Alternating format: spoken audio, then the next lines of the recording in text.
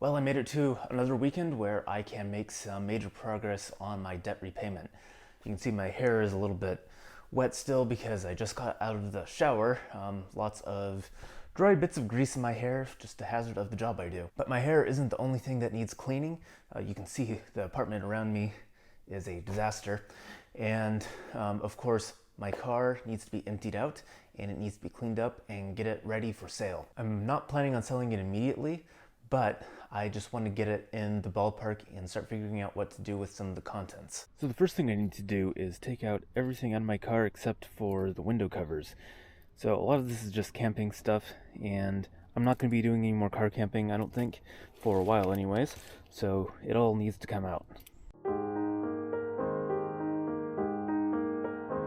I feel like I was in this exact same place a few months ago with all my car camping stuff sitting on the floor of my apartment. It's all for a good cause this time though, and I'm going to be sorting all of my stuff later. But for now, I need to go get some fuel and get my car cleaned up so it looks nice again.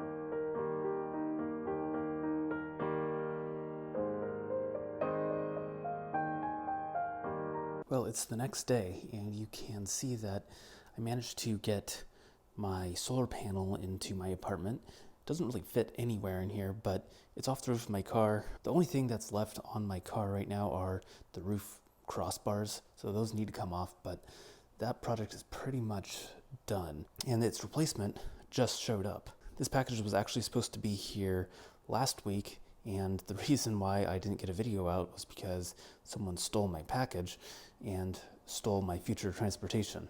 So let's get this unpacked and I can show you what it is.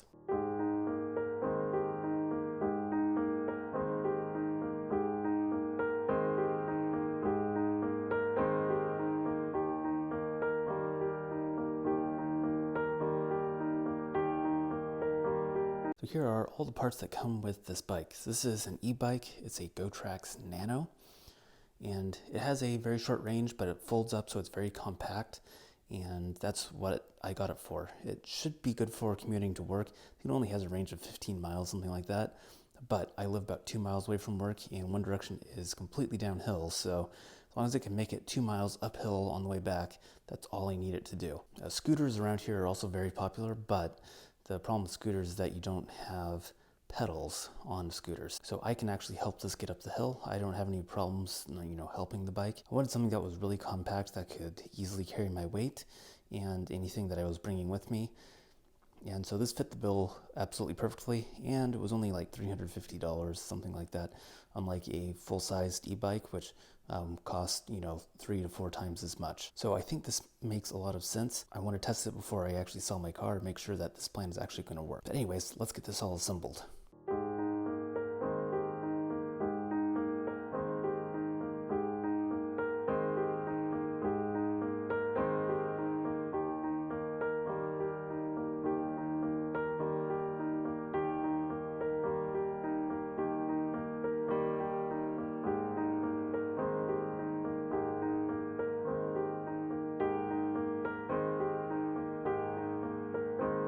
Okay, so here it is all put together. I had to spend a little bit of time adjusting the brakes so that they would be functional, but otherwise it should be ready to go.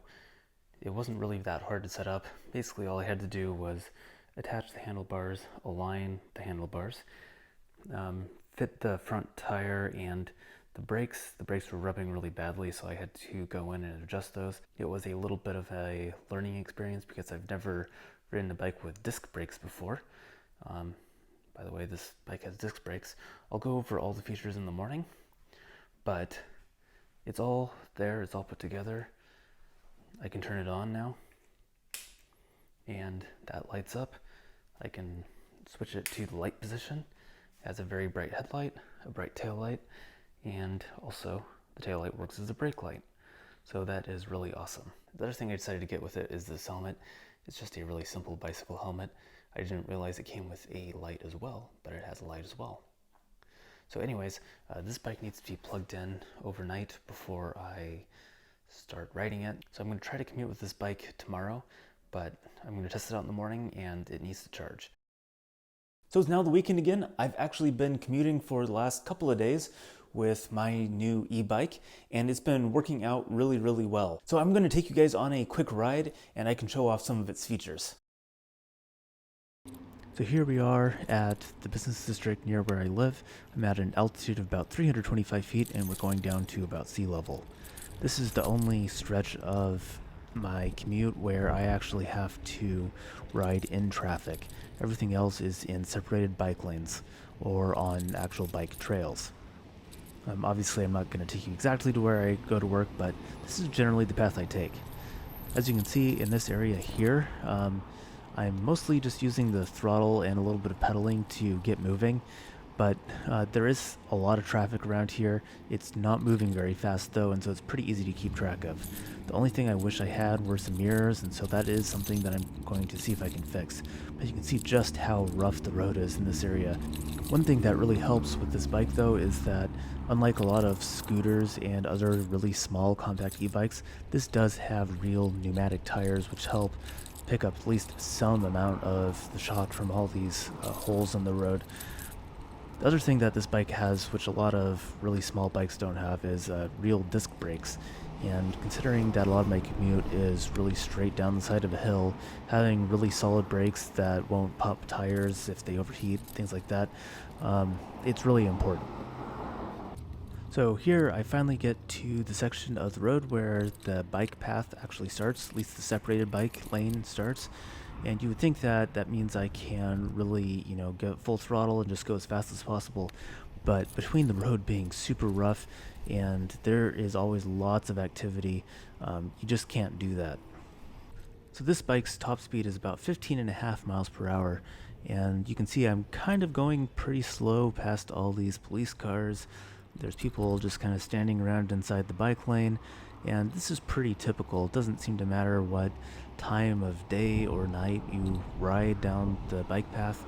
There's always so much activity that going, 25, 30 miles an hour like a lot of these e-bikes can do, is just not even possible.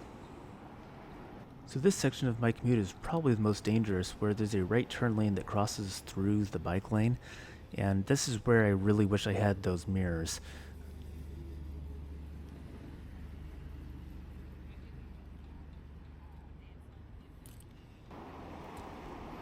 Having said that, once you actually get through the intersections onto the regular bike lanes, a lot of the bike lanes in Seattle are protected by people that are parallel parked.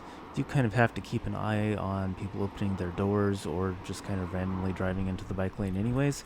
So again, I can't really even go the full speed of this relatively slow e-bike down this hill because it's just too dangerous. Having said that, when I'm on a stretch of road where things are a little bit more open up, I can just, put my hand on the brake lever and pull it in just a little bit until the regen kicks in, and just use the regen to keep my speed under control. And that's really the best way to get down these hills. I'm actually really happy with the performance going down the hill. I don't have to ride the brakes the entire time to feel in control. I can just use the regen to keep my speed down.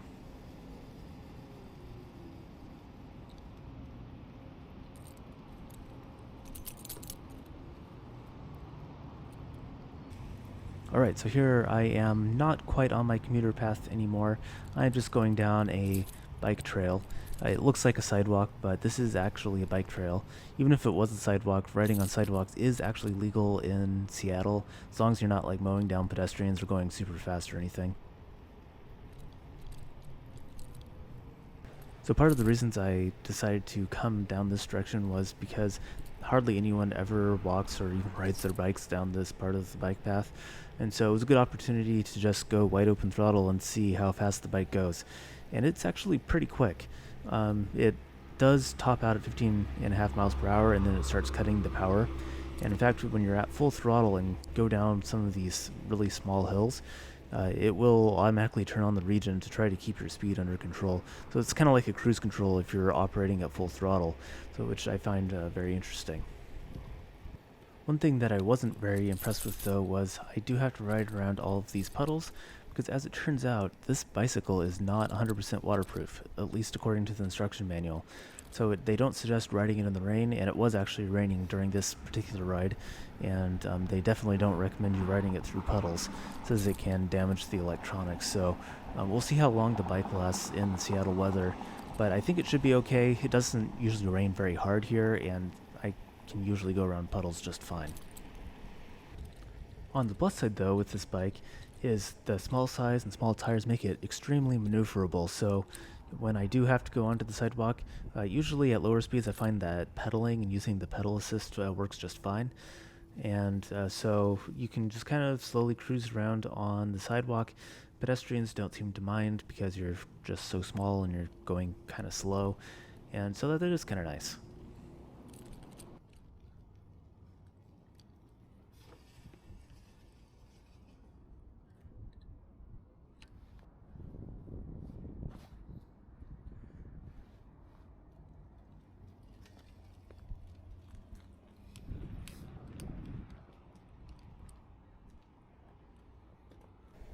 Turning around and heading back the other direction, I realized there was a bit of a headwind. This bike does have a small 250 watt motor, so it doesn't have a ton of power, and you can really tell when it's windy like this that it just doesn't quite move as fast, or it takes a little bit longer to get up to full speed, and that's just kind of the nature of this bike. I also forgot to bring my gloves on this particular ride, and so my hands were getting kind of cold and slowly turning blue, so I apologize for any blue hands that you might see towards the end of this ride.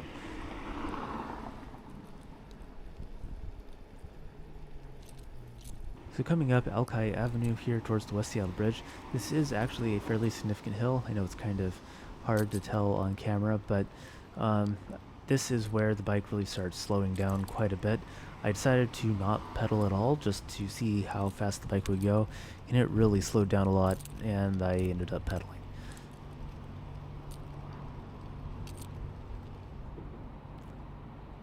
So starting up, going uphill on this bike is kind of interesting. This bike doesn't have any gears, it's just fixed into the one gear that it does have. And so it does take a second before the motor decides to kick in when you're using the pedal assist, and anytime the bike is on, the pedal assist and the throttle are available. So kind of when you're riding uphill like this, the strategy I find that works pretty well is just to pedal normally at a normal cadence and then use the throttle to just kind of adjust how much pressure you're having to put on the pedals. So if it starts getting too hard, instead of downshifting like you would on a regular bicycle, you just twist the throttle until it becomes easy to pedal again. So using this strategy on this hill, I find that the bike moves at somewhere in like the 7 to 10 mile an hour range, and that's really the only speeds that it's set up to pedal at. You can pedal a little bit faster, but anytime you start getting above about 10 miles per hour, you just can't keep up with the bike. So top speed using the throttle, you're not pedaling. You're only really pedaling when the bike needs you to pedal, when it needs that extra power going up hills. The other thing that I should mention is that extra weight, like I usually carry a large water bottle and a backpack home from work with me, that extra water, that extra weight from everything in that bag, it does make a difference on the speed going up the hills, of course, and it mostly just makes it so that you have to pedal a little bit harder, you have to put in a little bit more effort, but it's not really that bad, and it's not anything that's too noticeable, fortunately. Also see the battery meter on my bicycle right next to my right hand there. It does show when you're under full power going up the hill by the time I'm back home, it's usually showing about half power when I'm on the throttle, and usually just about 1 bar down, so about 3/4 power when I'm off the throttle. So it does use quite a bit of power. The battery is not a huge battery by any means, but it does the job really well, and so that's why I got it for the commuting. And the biggest reason why I decided to choose an e-bike over just a standard bike was because of this hill. And it's not because I don't think I can, get in shape to ride up the hill. It's because I don't really have time to do that. I have to get home in a relatively reasonable amount of time. And this bike actually, on the way to work, takes a very similar amount of time to driving. On the way back home from work, when the roads are a lot quieter, driving does take about half the amount of time. So, it's still about twice the speed of walking, and it's reasonable enough that I have time to do things like make food. It frees up enough time so that if I have the opportunity to stay late and get some overtime, then I can do that as well. I don't have to, stop work right at the 10 hours because I have to walk home. So I think the e-bike, for that reason, is a really good choice for my situation, and it is a ton of fun to ride these things. So that is my new bike. It's the GoTrax Nano, and it works really well. I did have another couple of options that I was looking at for bikes, things that were larger, a little bit more powerful. There was one in particular. It's a folding mountain bike, had about 4 times the amount of power, fat tires, full suspension, and it could go quite a bit faster, about twice as fast as this bike, and with dual batteries, so it had like twice the range, and it was only maybe a little over $1,000, something like that, which isn't too bad for an e-bike. Having said that, I'm really glad I got this for about $350. I think it actually may have ended up being closer to $400 by the time I was done with it. And that's definitely going to suit my needs. It'll get me to work, which is really the most important thing. I can get to work and back. I can do everything that I need to do without a car. So now that I can do that, I don't necessarily need to rely on my car for commuting. As far as my car goes, everything is completely emptied out. I even have the roof racks over here that have been taken off. And I'm gonna put on the factory ones because these aren't the factory ones, these are ones that I already had. But the factory ones are probably gonna go back on sometime in the next couple of weeks when I get a chance to get back up to my storage unit. And then my car is gonna go up for sale. That should save me about $1,000 a month. And I'm just gonna kind of see how long I can go without a car. If everything goes to plan, I should be able to go without a car pretty much indefinitely. Or at least until I really need one for another project. And so that's my goal. As always, I'm going to put a link in the description to this bicycle. I did get it off Amazon, so it's pretty easy to find.